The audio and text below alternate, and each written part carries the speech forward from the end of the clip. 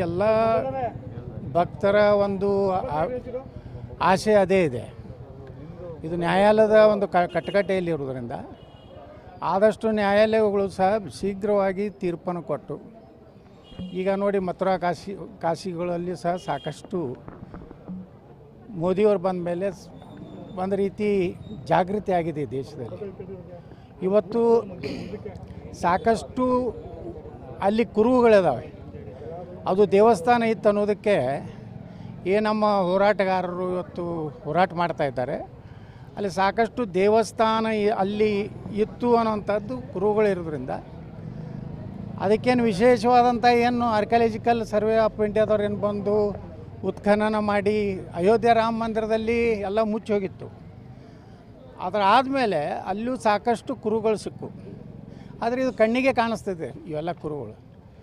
ಅದರ ಆಧಾರದ ಮೇಲೆ ಆದಷ್ಟು ಶೀಘ್ರದಲ್ಲಿ ಇವತ್ತು ಹಿಂದೂಗಳು ಎಷ್ಟೇ ಸಮಾಧಾನದಿಂದಿದ್ದರೂ, ಎಷ್ಟೇ ನಾವು ಜಾತ್ಯತೀತರಾದರೂ ಗಣೇಶನ ಮೇಲೆ ಕಲ್ಲುಗಿತಾರೆ.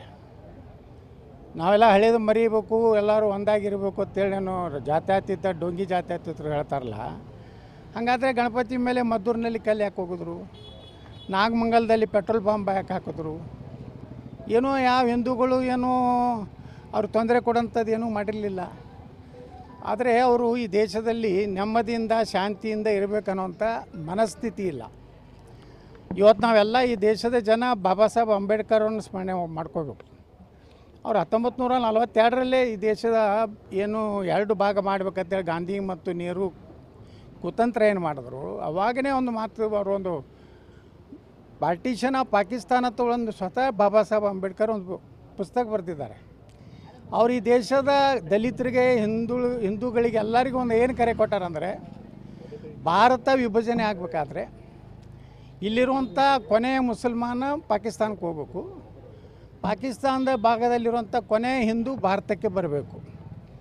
ಯಾಕನ್ನೋಂಥದ್ದು ಅಂಬೇಡ್ಕರ್ ಅವರು ಭಾಳ ಸ್ಪಷ್ಟ ಹೇಳ್ತಾರೆ. ಎಲ್ಲಿವರೆಗೆ ಭಾರತದಲ್ಲಿ ಮುಸಲ್ಮಾನರು ಇರ್ತಾರೋ ಆ ದೇಶದಲ್ಲಿ ಶಾಂತಿ ನೆಮ್ಮದಿ ಇರುವುದಿಲ್ಲ. ಅವರು ಎಂದೂ ಮತ್ತೊಂದು ಧರ್ಮದವ್ರನ್ನ ಸಹೋದರವನ್ನು ನೋಡುವುದಿಲ್ಲ ಅಂತೇಳಿ ಬಾಬಾ ಸಾಹೇಬ್ ಅಂಬೇಡ್ಕರ್ ಹೇಳಿದ್ದಾರೆ. ಅಂಬೇಡ್ಕರ್ ಅವರು 1942ರಲ್ಲಿ ಬರೆದಂಥ ದ ಪಾರ್ಟಿಷನ್ ಆಫ್ ಪಾಕಿಸ್ತಾನ್ ಅನ್ನೋ ಪುಸ್ತಕ ಇವತ್ತಿನ ಪರಿಸ್ಥಿತಿ ಭಾರತದ ನೋಡಿದ್ರೆ ಅವ್ರು ಎಷ್ಟು 100ಕ್ಕೆ 100 ಸತ್ಯ ಹೇಳಿದ್ರು ಅನ್ನೋಂಥದ್ದು ಇವತ್ತು ತಿಳ್ಕೋಬೇಕು. ಕೆಲವೊಂದು ಮಂದಿ ಹೇಳ್ತಿರ್ತಾರೆ ದಲಿತ ಮುಸ್ಲಿಂ ಬಾಯಿ ಅಂತ. ಅದಕ್ಕೆ ಅಂಬೇಡ್ಕರ್ ಅವ್ರನ್ನ ಕಡೆ ಅವ್ರು ನೋಡೇ ಇಲ್ಲ, ಅಂಬೇಡ್ಕರ್ ವಿಚಾರಗಳನ್ನು ಓದಿಲ್ಲ. ಅದಕ್ಕೆ ಅಂಬೇಡ್ಕರ್ ಅವರು ಸ್ಪಷ್ಟವಾಗಿ ಸಂವಿಧಾನದಲ್ಲಿ ಸಹಿತ ಅನೇಕ ಅವರ ಆತ್ಮಸಾಕ್ಷಿಯಾಗಿ ಬರೀಬೇಕಂತ ಸಂವಿಧಾನಕ್ಕೆ ಇವರು ಯಾರೂ ಸಹಕಾರ ಕೊಟ್ಟಿಲ್ಲ. ಅದು ಕಾಶ್ಮೀರ ಸಮಸ್ಯೆ ಇರ್ಬೋದು. ಇವತ್ತು ನೋಡಿ, ಮೊನ್ನೆ ನಾನು ಶ್ರೀನಗರ ಕಾಶ್ಮೀರಕ್ಕೆ ಹೋಗಿದ್ದೆ. ಮೊದಲು ಕಾಶ್ಮೀರದಲ್ಲಿ ಮೋದಿಯವರು ಆರ್ಟಿಕಲ್ 370 ತೆಗಿಯೋಕ್ಕಿಂತ ಮುಂಚೆ ಯಾವುದೇ SC/ST ಜನಾಂಗದವರು ರಿಸರ್ವೇಷನ್ ಇರಲಿಲ್ಲ ಕಾಶ್ಮೀರದಲ್ಲಿ. ಒಬ್ಬ ದಲಿತ ಒಬ್ಬ ಉನ್ನತ ಹುದ್ದೆಯ DC ಆಗ್ಲಿಕ್ಕೆ ಬರ್ತಿದ್ದಿಲ್ಲ, ಒಬ್ಬ IPS ಆಫೀಸರ್ ಆಗ್ಲಿಕ್ಕೆ ಬರ್ತಿದ್ದಿಲ್ಲ. ಕೇವಲ SC/ST ಜನಾಂಗ ಪೌರ ಕಾರ್ಮಿಕರಾಗಲಿಕ್ಕೆ ಅಷ್ಟೇ ಅರ್ಹತೆ ಇತ್ತು. ಇವತ್ತು ನರೇಂದ್ರ ಮೋದಿಯವರು ಅಂಬೇಡ್ಕರ್ ಅವ್ರ ವಿಚಾರವನ್ನು ಇಟ್ಕೊಂಡು ಏನು 370 ತೆಗೆದ್ರು, ಇವತ್ತು MLA SC/ST ಆಗ್ಲಿಕ್ಕೆ ಸಾಧ್ಯ ಆಗಿದೆ, IPS ಒಬ್ಬ ಅಧಿಕಾರಿ ಆಗ್ಲಿಕ್ಕೆ ಸಾಧ್ಯ ಆಗಿದೆ, ಒಬ್ಬ ಗ್ರಾಮ ಪಂಚಾಯತಿ ಮೆಂಬರ್ SC/ST ಆಗ್ಲಿಕ್ಕೆ ಅದು ಕಾರಣ ಅಂಬೇಡ್ಕರ್ ವಿಚಾರ. ಇವತ್ತು ನರೇಂದ್ರ ಮೋದಿ ತರದೇ ಇದ್ದರೆ ಅಲ್ಲೊಂದು ಶಂಕರಾಚಾರ್ಯರ ಒಂದು ದೇವಸ್ಥಾನಕ್ಕೆ ಹೋಗಿದ್ದೆ.